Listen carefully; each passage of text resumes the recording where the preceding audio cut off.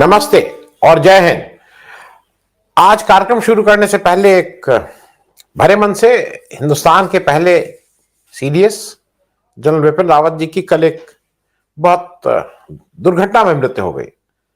शोक का विषय है, हम सब लोगों की श्रद्धांजलि। और ऐसे समय में अब हमारी सेना तीनों विंग को एक करने की में कवायद चल रही थी। जनरल रावत उसमें बहुत मेहनत कर रहे थे। जो कोऑर्डिनेशन बिटवीन तीन हैं, आर्मी, एयरफोर्स और नेवी का, वो कोऑर्डिनेशन ठीक से बैठे। उनके बारे में कहा जाता था कि बहुत ही साफ साफ बोलते थे, to the extent of being blunt. ये एक बहुत बड़ी क्षति है। अब तो खैर जांच हो रही है, जांच से ही पता लगेगा कि वो हेलीकॉप्टर भी बहुत सेफ माना जाता है, one of the safest helicopter, double engine है। लेकिन खैर होनी को क्या कौन टाल सकता है। आइए अब हम अपनी कहानी बढ़ाते हैं बांग्लादेश के गोल्डन जुबली सेलिब्रेशन की। 9 दिसंबर को दो बहुत महत्वपूर्ण चीज हुई थी। एक battle of Kushtia. Battle of Kushtia का दो पार्ट है। बैटल ऑफ कुश्तिया पहले 19 अप्रैल के आसपास, उससे पहले भी लड़ी गई थी। कुश्तिया इंपॉर्टेंट जगह है, मैं उसके बारे में अभी आपसे बात करता हूं। वो एक लड़ाई हुई थी east Bengal rebels versus Pakistani forces के बीच, और फिर 9 दिसंबर को इंडियन फोर्सेस ने जाके फिर वहां पाकिस्तानी फोर्सेस से लड़ाई की थी। तो एक लड़ाई का मेंशन मिलता है अप्रैल महीना, अप्रैल 1971, जब बांग्लादेश की जो मुक्ति वाहिनी थी वो अपनी लड़ाई लड़ रही थी। एक तो थोड़ा बैकग्राउंड इसका समझ लीजिए। जब 25 मार्च को ये ऐलान हो गया कि अब वेस्ट पाकिस्तान ने दमन अपना शुरू किया, उस समय करीब 80,000 सैनिक ईस्ट पाकिस्तान में, उस समय मतलब अब का बांग्लादेश में थे। और ऐसा कहा जाता है कि ये 15-20 अप्रैल तक की मैं बात कह रहा हूं, बाद में तो 15-19, ये क्योंकि ये लिखित डॉक्यूमेंट है उसके माध्यम से बोल रहा हूं, करीब करीब 2 लाख लोगों की, बांग्लादेश निवासियों की हत्या हो चुकी थी। हालांकि कुछ सैनिक भी मारे गए थे, लेकिन करीब करीब 2 लाख लोगों की हत्या हो चुकी थी। एक चीज समझ लीजिए, ये मैं बात कर रहा हूं 15-20 अप्रैल 1971 की। इस समय तक क्या था कि पाकिस्तान की जो फौज थी वो कंट्रोल कर रही थी ढाका को, चिटागोंग पोर्ट को और खुलना पोर्ट को। और जो ये बांग्लादेश मुक्ति फौज उस समय बोल रहे थे, मुक्ति वाहिनी बाद में आया, शुरू में बांग्लादेश मुक्ति फौज बोल रहे थे या मुक्ति वाहिनी, ये करीब 1/3 बांग्लादेश को कंट्रोल करती थी। अब इसका हवाला एक चीज कहीं तो मिलता नहीं है वैसे, क्योंकि सारे फॉरेन जर्नलिस्ट वहां से बांग्लादेश से निकाल दिए गए थे, इस पाकिस्तान से निकाल दिए गए थे। रिपोर्टिंग कुछ हो नहीं रही थी, बाहर दुनिया को कुछ पता नहीं लग रहा था कि अंदर क्या हो रहा है। उस समय टाइम्स के करस्पॉन्डेंट डॉन कॉगिन्स, वो इंडिया से, मतलब वेस्ट बंगाल की तरफ से ईस्ट पाकिस्तान में उन्होंने घुस के इसका कुछ एक रिपोर्ट की थी। वो रिपोर्ट पब्लिश हुई है। वो कुश्तिया गए थे और वहां जो करीब 35,000 लोगों की आबादी वाले जगह है, और वहां से उन्होंने इस रिपोर्ट को फाइल किया था। उनकी रिपोर्ट के मुताबिक 25 की रात में एकदम से पाकिस्तानी फौजें कुश्तिया में आ गई। जो पुलिस स्टेशन था, वो जो भी पुलिस का था, उसमें उन्होंने पुलिस वालों को सबको भगा दिया, और वो पाकिस्तान की सेना ने उसको ऑक्यूपाई कर लिया। और कुश्तिया के ऊपर अब पाकिस्तानी सेना ने अपने हिसाब से एडमिनिस्ट्रेशन चलाना शुरू किया। उन्होंने पब्लिक एड्रेस सिस्टम पे लोगों से कहा कि 30 मिनट के अंदर कर्फ्यू लगने जा रहा है, सब लोग घर में रहें, कोई बाहर निकलेगा तो गोली मार दी जाएगी। कर्फ्यू लग गया। और डॉन कॉगिन्स की रिपोर्ट के अनुसार इस 2 दिन के दौरान 7 लोग जो कहीं बाहर से आ रहे थे, जिनको पता भी नहीं था कि यहां कर्फ्यू लगा हुआ है, उनको देखते ही गोली मार दी गई। फिर 28 मार्च को ये थोड़ा रिलैक्स किया गया, कर्फ्यू में ढील दी गई। लेकिन तब तक ये जिन सिपाहियों को, जिन पुलिस वालों को यहां से भगा दिया गया था, उन लोग रीग्रुप हुए, लोकल लोगों के साथ मिले, और उन्होंने वापस पुलिस स्टेशन पे कब्जा किया। और लोकल एडमिनिस्ट्रेशन अब उन्होंने अपने हाथ में ले लिया। और जो एक कंपनी, डेल्टा कंपनी थी पाकिस्तान आर्मी की, उसमें 147 लोगों में सबको मार दिया इन लोकल लोगों ने और लोकल पुलिस ने। 13 लोग बचे, उनको बंदी बना के कुश्तिया की जेल में रख दिया गया था। दूसरा एक चीज ये भी कि इसको लीड कर रहे थे वहां के डॉक्टर आशाबुल हक। आशाबुल हक साहब वैसे डॉक्टर थे पेशे से, लेकिन चूंकि लोकल ये मूवमेंट हो गया था तो उसकी लीडरशिप उनके हाथ में चली गई थी। तो ये तो कुश्तिया का पहला। दूसरा 9 दिसंबर को हुआ जब इंडियन फोर्सेस गई थी।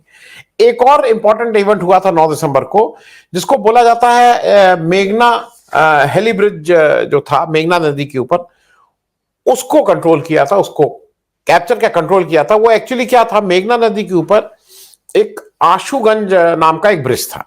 अच्छा, इस ऑपरेशन का नाम, कोड नेम कैक्टस लिली था। इसमें हुआ क्या कि मेघना जिस जगह की मैं बात कर रहा हूं, वहां सबसे पतली भी अगर होती है, नैरोएस्ट, तब भी वो 4000 यार्ड्स चौड़ी रहती है, जो सबसे पतली जगह है। तो मेघना का विस्तार बहुत था, उसको पार करना मुश्किल था। एक ही ब्रिज था आशुगंज, उस पर कंट्रोल पूरी पाकिस्तान ने पूरी ताकत लगा रखी थी। लेकिन इधर से जिनको मैं हरदम रेट करता हूं, हिंदुस्तान के जो पहले 2-3 जनरलों में जिनका नाम लिया जाएगा, जब से अब तक हुआ, जलसगट फोर्थ कोर को कमांड कर रहे थे। वो जैसे उनके बारे में कहा जाता है कि वो कुछ बियॉन्ड सोचते थे, वो नॉर्मल वॉरफेयर से आगे बढ़ के सोचते थे।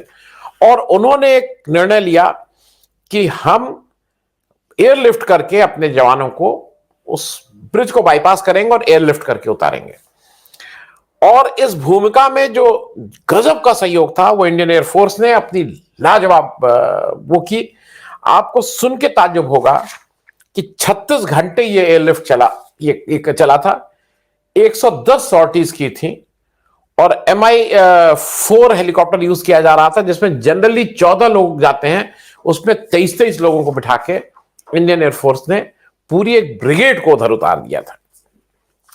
उसके बाद की बात किसी और उसमें करेंगे, क्योंकि मेजर जल सगट का उस दिन ये अगर आगे नहीं देखे होते, क्योंकि ढाका की रेस, मतलब ढाका पे कब्जा इनके यहां आने से बहुत तेज हो गया था।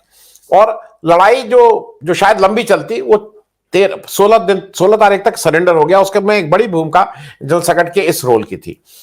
मैं आज आपको सबसे पहले एक मेजर ON पांडे साहब से आपकी मुलाकात करवा रहा हूं, जिन्होंने 1962 का, जिनको हीरो ऑफ काली चंडी बोला जाता है, नामका चू की बैटल जो 1962 थी, उसके कुछ 2 या 3 लोग बचे थे, उसमें से एक सर्वाइवर ये हैं, जीवित हैं, बनारस में रहते हैं।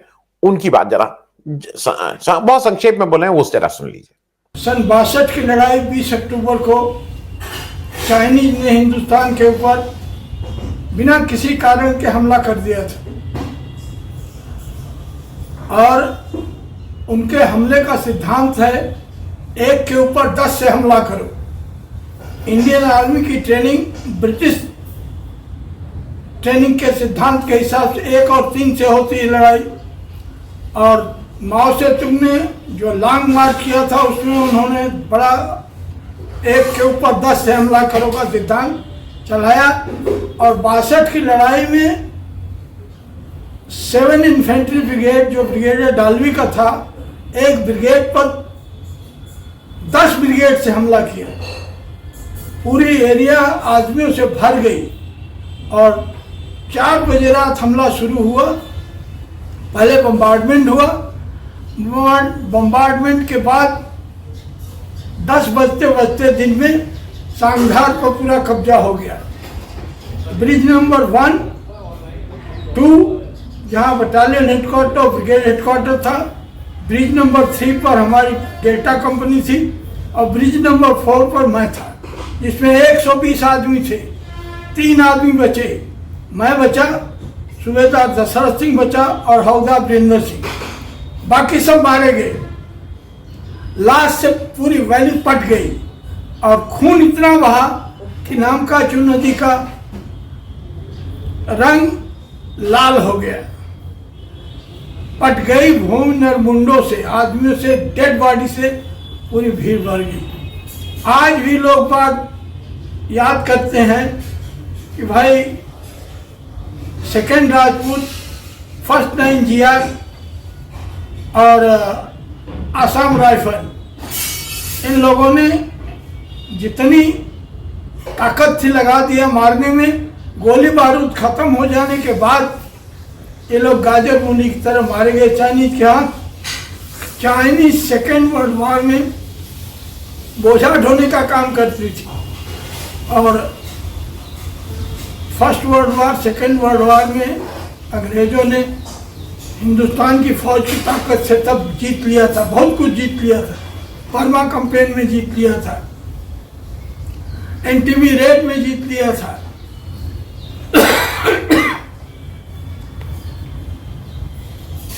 आज शहीदों के याद करने का दिन है। अब मैं आपको वेस्टर्न फ्रंट ले चल रहा हूं। वेस्टर्न फ्रंट 71 वॉर में कर्नल NN भाटिया जो खुद लड़े थे रावी के तट पे, थोड़ा उनका बयान सुन लीजिए। ये लोग इतने ओवरवेलमिंग हैं, इनसे जब आप बात करिए तो इतना आपका खुद इतने चार्ज हो जाते हैं। जरा कर्नल NN भाटिया की बात सुन लीजिए। सन 71 की हिंदुस्तान और पाकिस्तान की लड़ाई में मैं 15 मराठा लाइट इन्फेंट्री का 2IC था। पलटन भिंडी और लख में जो रिवर रावी के साउथ में है वहां डिप्लॉयड थी। पाकिस्तान के वेस्टर्न सेक्टर में 3 और 4 तारीख को ही लड़ाई शुरू हो गई थी। जब 4-5 तारीख को दुश्मन ने कोई हरकत ज़्यादा हमला नहीं करा, गोलाबारी होती रही, एयरक्राफ्ट की बॉम्बिंग होती रही, तोपखाने की गोलियां चलती रही और पाकिस्तान के जो जवान थे वो इधर उधर दिखाई दिए घूमते हुए सरकंडा के उसमें छुप कर, लेकिन कोई खास उन्होंने हमला नहीं किया। ये मौका देखकर 6 दिसंबर को, जो आज के 50 साल हो गए हैं, इसी टाइम में हमारी पलटन ने 15 मराठा लाइट इन्फेंट्री ने जो स्क्रीन के 4 प्लटून थे उनका मैं महत्व करते हुए उनको लीड करते हुए दुश्मन की पोजीशन पे बुर्ज पे हमने हमला कर दिया। बहुत घमासान लड़ाई हुई वहाँ। पाकिस्तान की 43 बलूच बहुत दुश्मनों के छक्के छुड़ाए, उनके हथियार पकड़े, उनके रेडियो सेट पकड़े, लेकिन उन्होंने हार जल्दी नहीं मानी। 4:30 बजे शुरू होकर लड़ाई 8:30 बजे तक ये घमासान लड़ाई चलती रही। इसमें हमारे बहादुर शिवाजी महाराज के, जो छत्रपति शिवाजी महाराज का नाम लेकर पीछे नहीं हटते हैं और आगे ही आगे बढ़ते हैं, जान की परवाह नहीं करते हैं, इन्होंने उन पाकिस्तान के बलूच बटालियन को 54 आदमियों को मार गिराया और उन्हीं के बंकर्स में दबा दिया। हमारे भी 8 हमारे आदमी शहीद हो गए और 26 जख्मी हो गए। लेकिन इस चीज को बिल्कुल परवाह ना करते हुए इसमें मैं भी जख्मी हो गया और मेरा बायां हाथ में जो ग्रेनेड का स्प्रिंटर लगा, लेकिन खून बहता रहा, हाथ टूट गया और मेरे सहायक ने अपनी अंगोला शर्ट निकाल के वो मेरे हाथ गले में टांग दिया। लेकिन मैं हिम्मत नहीं हारा और खुद जोश के साथ जब तक पूरा कब्जा नहीं हो गया इस लड़ाई में मैं वहीं रहा। 8:30 बजे जब हमने इनको मार गिराया और ये बाकी लोग जो है उनके भाग गए। इसमें ये मैं कहना चाहूँगा कि हमारे मराठा सोल्जर्स छत्रपति शिवाजी महाराज की जय लेकर जब आगे बढ़ते हैं, फिर अपने दुश्मन को गिराते हैं, अपनी जान की परवाह नहीं करते हैं। उधर भी पाकिस्तान के जो जवान थे बलूच बटालियन के, इन्होंने भी बहुत बहादुरी से लड़ाई करी। ये भी आखिर तक जब तक मर नहीं गए हैं, इन्होंने अपना बंकर नहीं छोड़ा।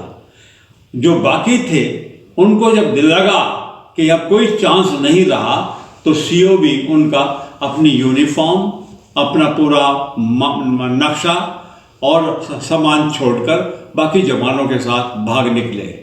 पीछे रिवर रावी में बहुत से तो डूब गए और जो तैर कर निकल सकते थे वो पीछे भाग गए। हमारी इस लड़ाई में हमने जो 66 आर्मर्ड रेजिमेंट का ट्रुप था उसको हमने पहले ही मांग लिया था।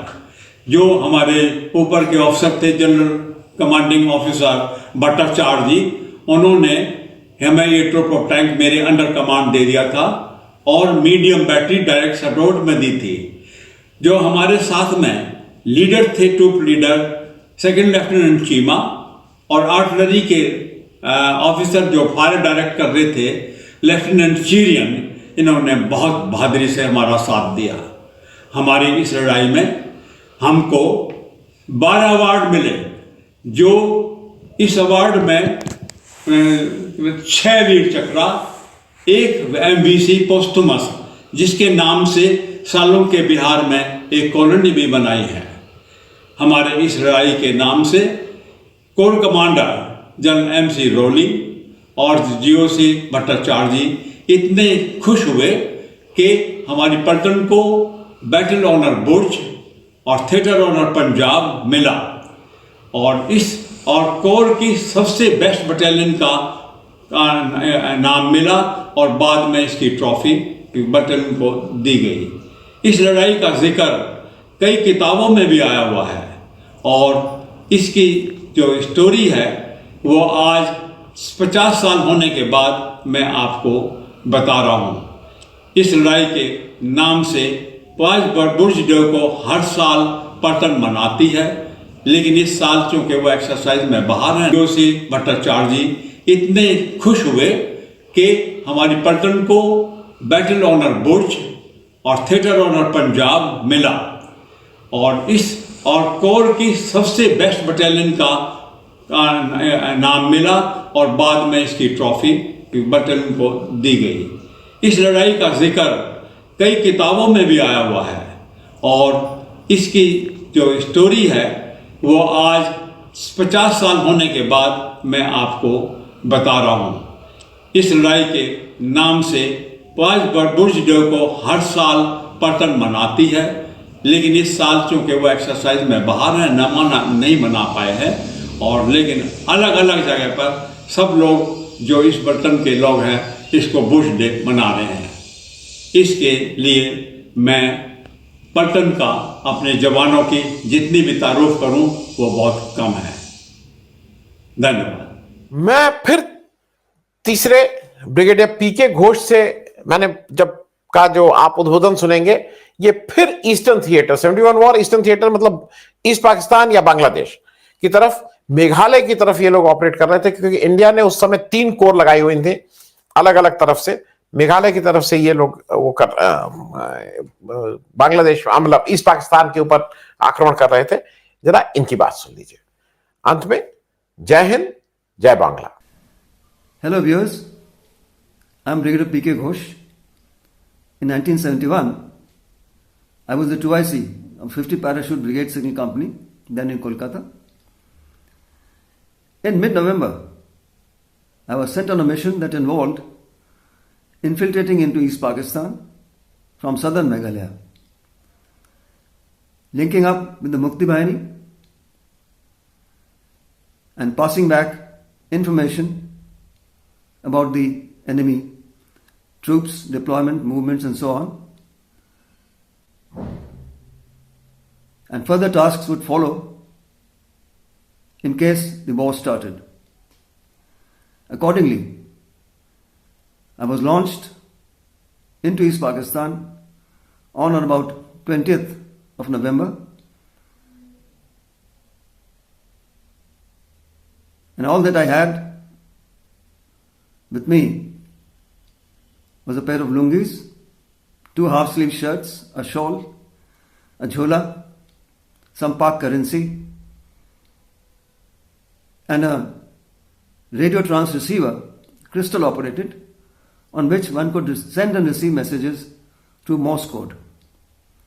I had, of course, a small boy with me who had been in and out of East Pakistan and knew the routes he had contacts with the Mukti Bahini, and he knew the local dialect. My cover story was that I was Peter, a freelance journalist from Calcutta, who had sneaked into Pakistan, East Pakistan, to get some good stories. Infiltrating into East Pakistan from east of Sherpur, I made a beeline for Tangail, which was about 120 kilometers due south. And on the fourth day, I was able to establish contact with the Mukti Bahini leader, Tiger Siddiqui. I introduced myself, I hand over a letter from Brigadier San Singh, Commander FJ Sector, to Siddiqui. They knew each other before, and that established my credentials.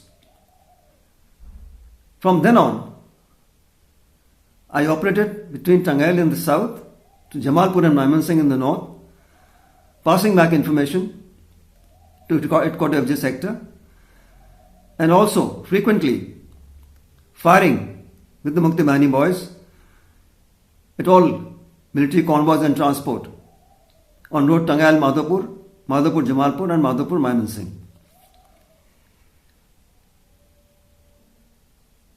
On 4th of December, I got a message saying that an airborne assault would be coming in our sector, and the target would be the Pungli Bridge north of Tangail.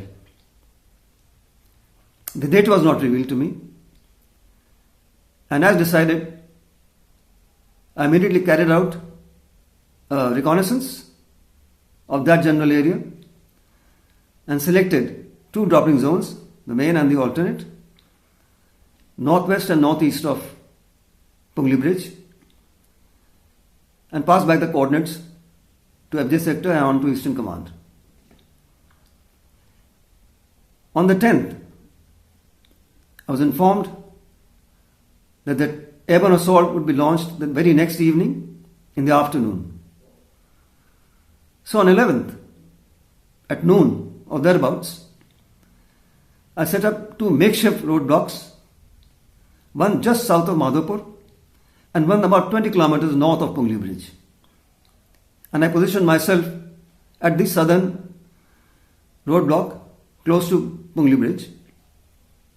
And sure enough, at about 4 in the afternoon, I could see the paratroopers coming.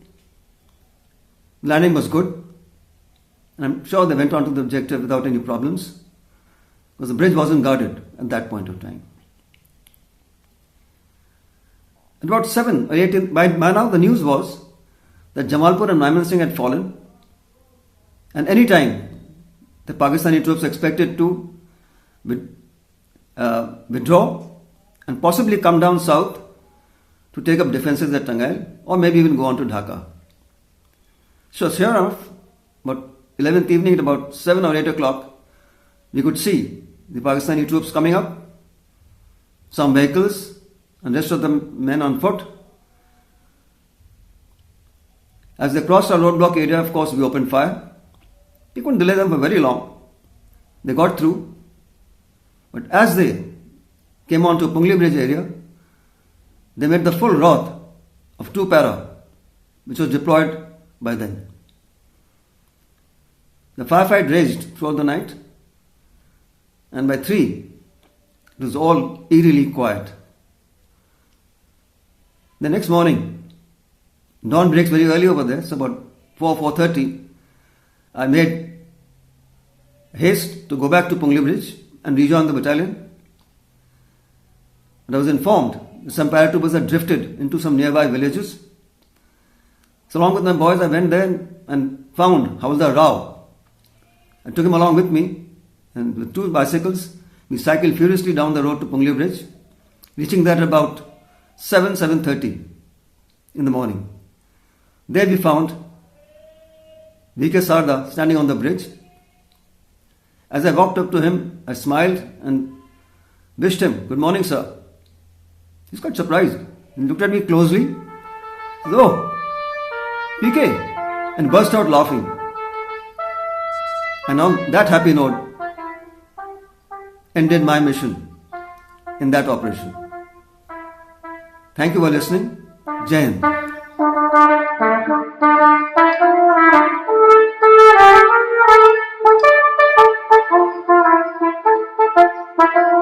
Thank you.